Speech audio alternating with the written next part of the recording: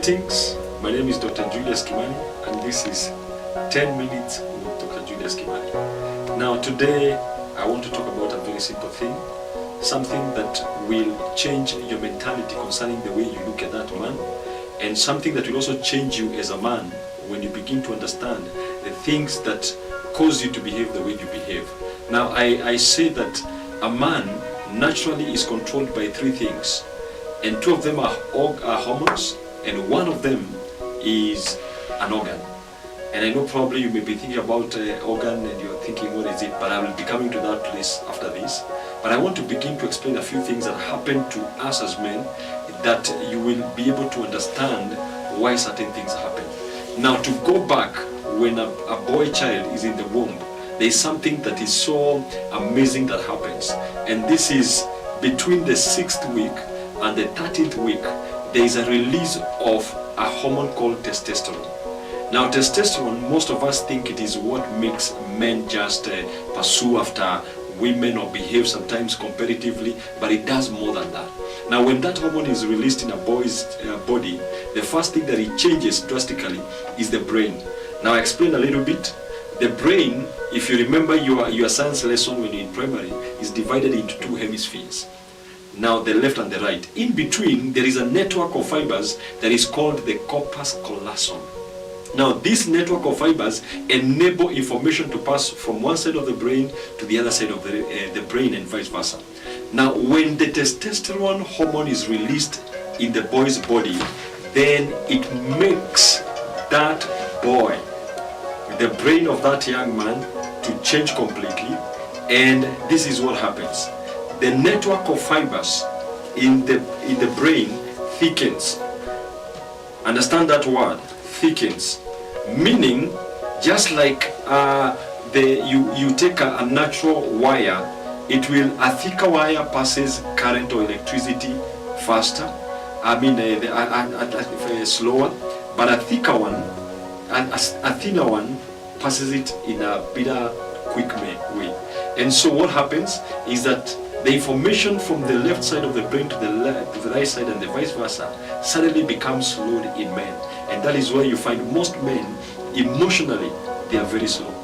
Anything that has an emotional component, most men have a problem in conceiving it and understanding it. I give a simple example. You may get a man, he comes home, he has been given some promotion at work, and he doesn't even look like he's celebrating. In fact, he'll come home and tell himself, I've been promoted. And the wife is excited and saying, that is so nice, can we party about it? Even she may throw a party because of simply that promotion. But a man simply is like, yeah, that's a promotion. But a week later, as a wife, you suddenly hear the guys are celebrating.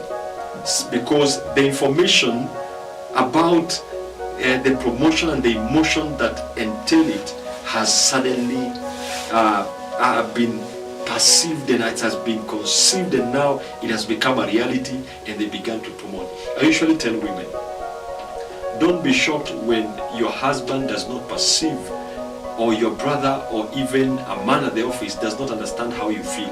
Because men, when it comes to feelings and emotions, because of that network of fiber, it is really slowed. You find probably, even if you give information, for example, an accident has happened, men are factual, they are logical. The first thing, probably you tell a woman they had an accident. Oh, how many ladies, how many people have died? Maybe 10. How many men? And she's like, oh, I'm so sad. I'm trying to imagine what the children will feel. Now, as the same information given to a man, will begin to ask, where did it happen? He's collecting facts. How many cars were involved? How many are dead? Is there anybody that is alive?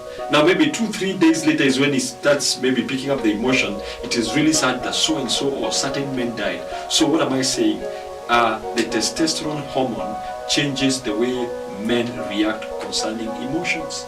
Now, something else you find that in most homes brings a lot of arguments. A wife will ask her husband, what do you want to eat today?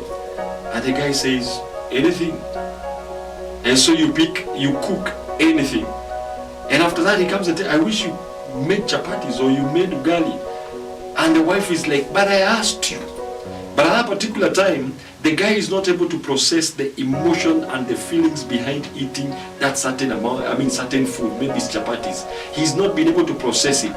And so when you asked him and you begin to cook, that's when he begins to process, and probably by the time you're done, he realizes, no, I didn't want this type of food.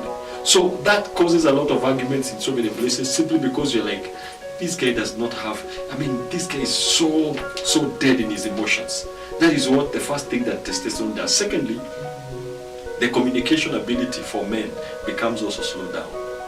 Men, the development on communication is heavily on one side of the brain. So you find men have fewer words, and so whether it is your son or your husband or a brother, he comes home and you ask, how are you? He says, fine. How was your day? Good. And as a lady, probably you're waiting for explanation. Ask a lady the same question, how was your day? She'll say fine, but then she will give a narration of how and what happened immediately she stepped out of the door. Maybe a cat passed by. She was like, there was a black cat. I'm really wondering if she will give you the story of how she got into the car, how the weather was, and she will give a narration of probably the whole day.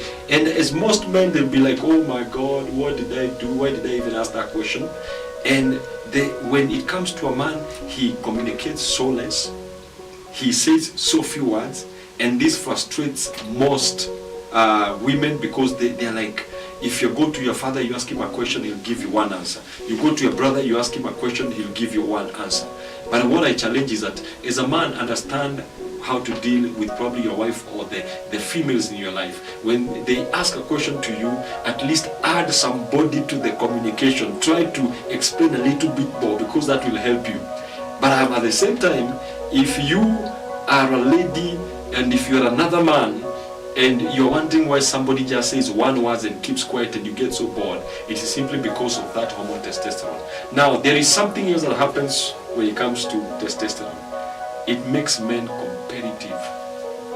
Now, if you're a man, imagine, how do you feel when you get out of the car? Or when you get into a car and you get out of your house? The first thing that happens is like, if a vehicle overtakes you, the next thing you're having a race against that vehicle. You're not going the same direction, you're not even don't know each other, but it's simply a competitive thing, because that's the way men are wired. Now look at boys playing outside. Boys will never play a game that is not competitive. They will never be like girls that let us just hold hands and sing. They will never sing. If it is singing, there has to be, let us do it in a competitive way. If it is something to do with running, they have to run. There has to be. That's why boys love playing thieves and robbers and policemen, because they want to compete.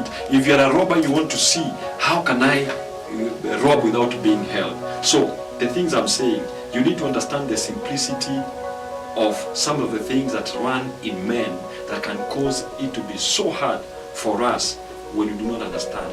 So testosterone is such a major factor, and when you understand who you are as a man, or when you as a lady, you understand what runs in a man, you have better relationships and you become happier and you understand each other in a better way. This is Dr. Julius Kimani with 10 minutes, and I wanted to ask you to subscribe to this channel, share it with your friends so that you can become a better people. God bless.